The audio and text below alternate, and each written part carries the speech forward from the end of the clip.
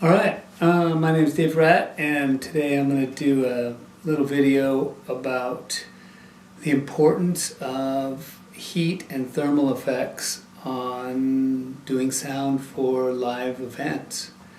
When we do sound in the various venues, we worry about the different surfaces covering the audience, making sure everybody can hear, pointing the speakers in the right direction.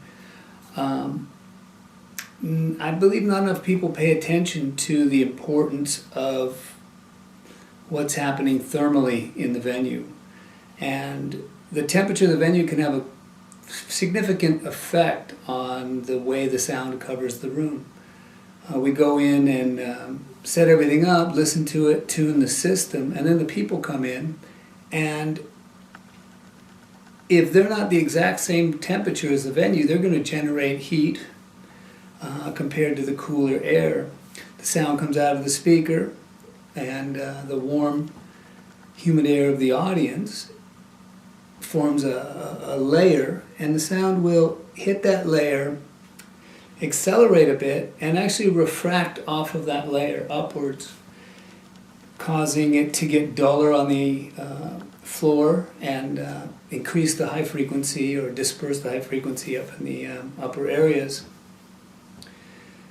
One way to, it's worse when the speakers are very low, when they're not flown, if they're parallel to the audience and they're just skimming right across. If you can get the speakers up higher and begin to penetrate that thermal layer, you have a better chance of getting through it. All in all, the more consistent a venue is thermally, the more predictable the sound will be. I actually alter the temperature of the room. If I'm doing an arena, I have them turn off the air handlers, air conditioners, if it's cold outside, close the doors. The merchandisers will be loading in and out.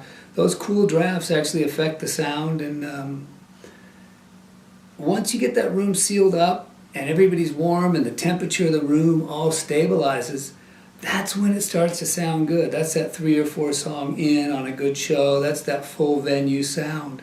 That's one of the aspects that's overlooked. So I built a little test rig to demonstrate that. And what I've done is I've got a pan over here with my high quality panning. A little Ivy real-time analyzer. It's a 3rd octave. It's very old and crude, but it works. And there's a mic sticking out of the top right here. And we're mainly going to be looking at the high frequencies. Also, what I've done is I've taken a heat gun and I've taped it to a keyboard stand, and it's pointed slightly upward along the path of the speaker. And then over here is a speaker, and it's actually a highly directional, it's called a sound laser. I bought this on the internet. And what it does, it's different than a normal speaker, but it's good for this test because a normal speaker is not directional enough. What I'm trying to do is simulate what happens with a venue where we have much longer distances than I'm able to recreate here in my workroom. So this very directional speaker is aimed at the microphone, and this heat gun's in between. So let's go ahead and fire this thing up. I've got pink noise running to it.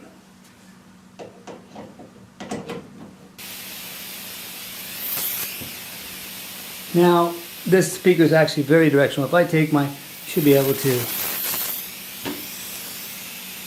I don't know if that's reflecting into the mic or not, but so the sound's coming out of the speaker past the heat gun and hitting the analyzer here. Let's go ahead and zoom into that.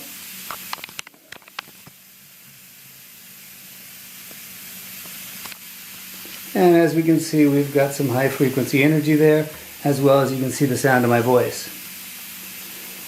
Now what I'm going to do is I'm going to turn on the heat gun, and you'll be able to hear that and see it as well.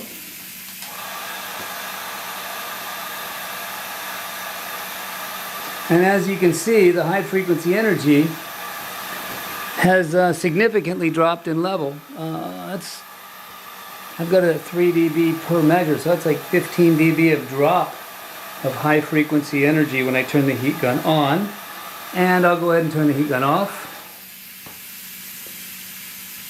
And as soon as the cool air starts to settle in, it comes back in. If I wave my hands around, there we go, we can get the rest of the heat out of the way.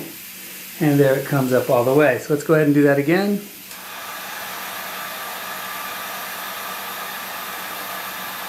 Now, it could be the wind, right? When you think it's a wind, I can actually blow the heat out of the way with my hands. Let me do that right here.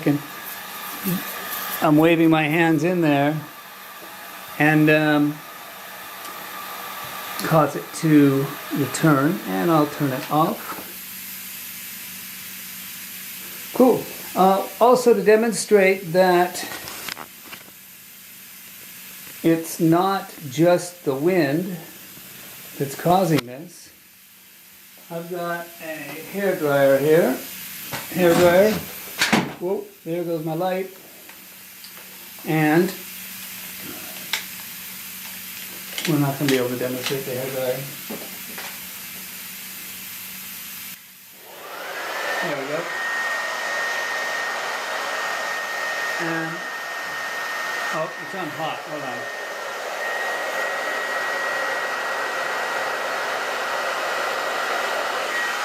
Here's the hairdryer.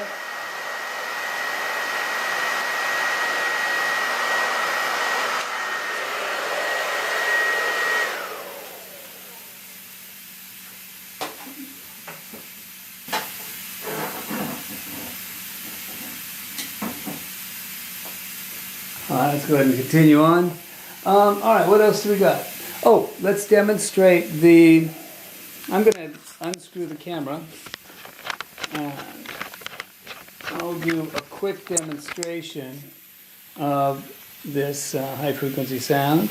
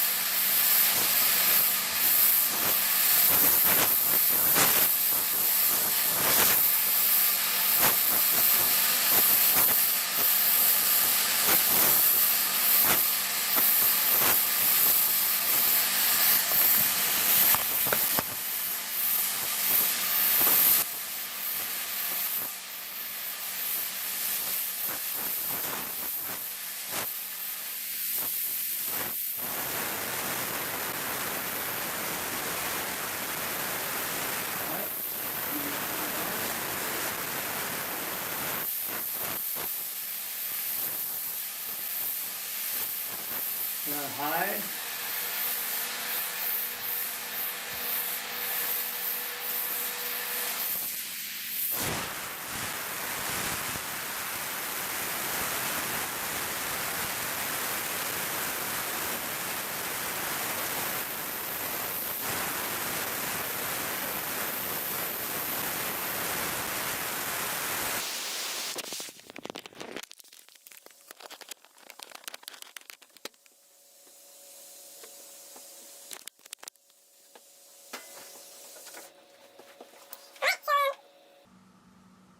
All right, so that should demonstrate the effect of heat. Yes, the heat gun's hotter and than the audience is, but we're also dealing with much shorter distances. So I've increased the heat and used a highly directional speaker to simulate this real world event that we run into as sound engineers. All right, hope that helps.